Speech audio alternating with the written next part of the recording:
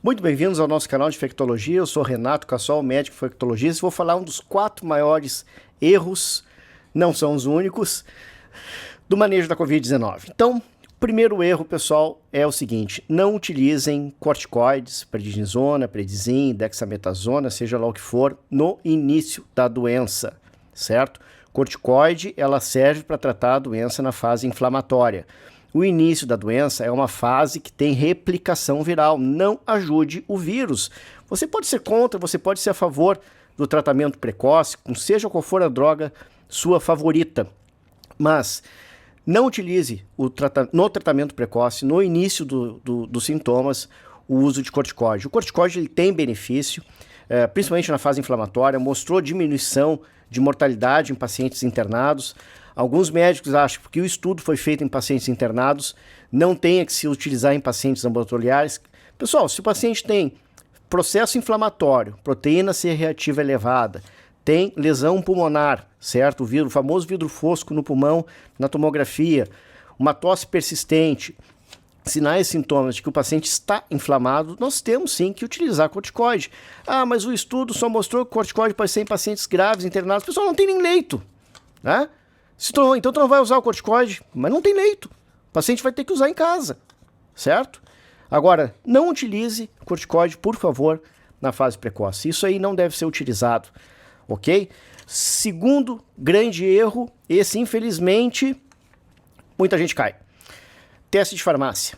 Teste de farmácia é vendido como teste de cotonete. Gente, não é o verdadeiro teste de cotonete. O verdadeiro teste do cotonete é o RT-PCR para SARS-CoV-2, feito em laboratório.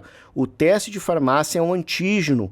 O antígeno tem baixa sensibilidade. Em outras palavras, quando positivo ele está ok, especificidade razoável, mas quando ele dá negativo e você está com sintoma gripal, ele não descarta a doença, certo?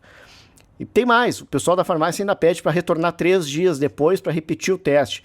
Claro, eles associam um teste atrás do outro para que isso aumente a sua sensibilidade. O teste de farmácia, pessoal, não exclui a doença pelo SARS-CoV-2, certo? O teste correto, então, também é de cotonete, é o RT-PCR para SARS-CoV-2.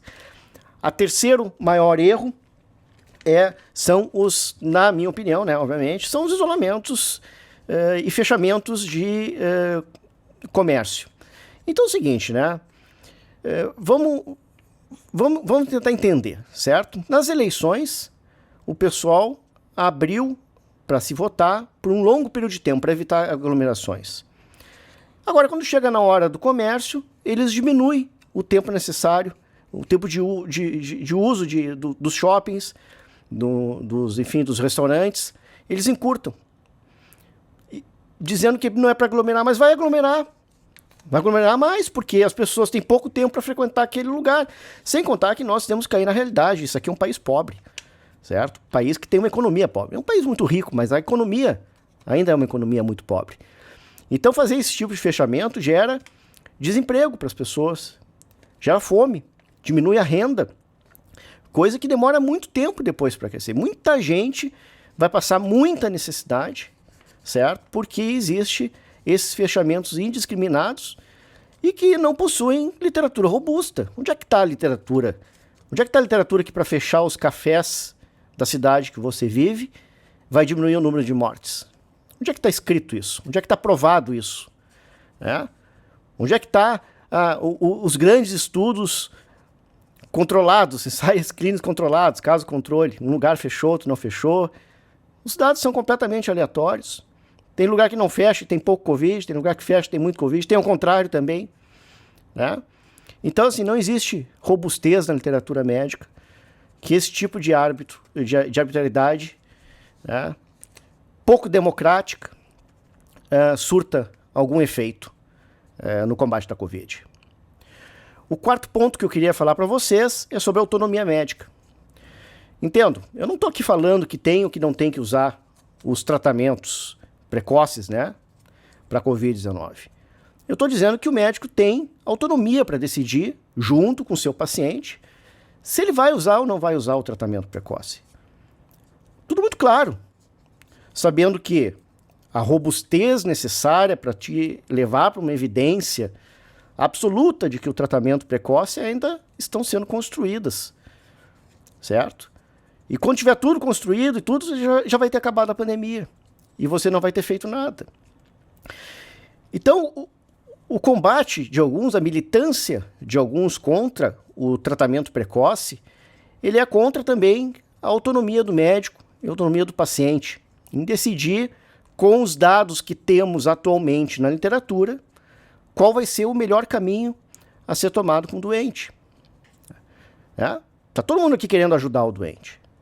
Todo mundo querendo confortar, tentar usar o que tem, certo? Na literatura, algumas ainda muito frágeis, outras nem tanto. Alguns dizem, não tem literatura para tratamento.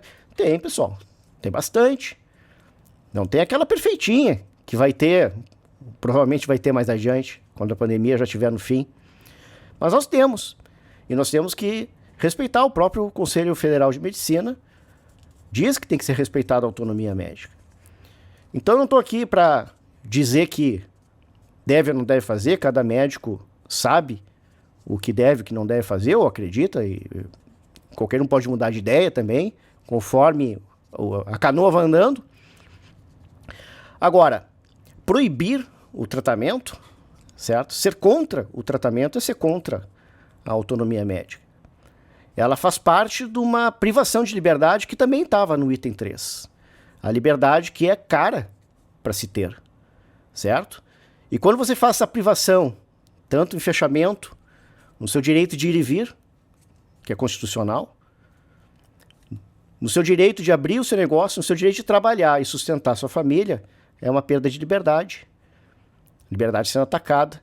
Quando você proíbe um tratamento precoce, também é retirada a liberdade do médico, certo? A sua autonomia.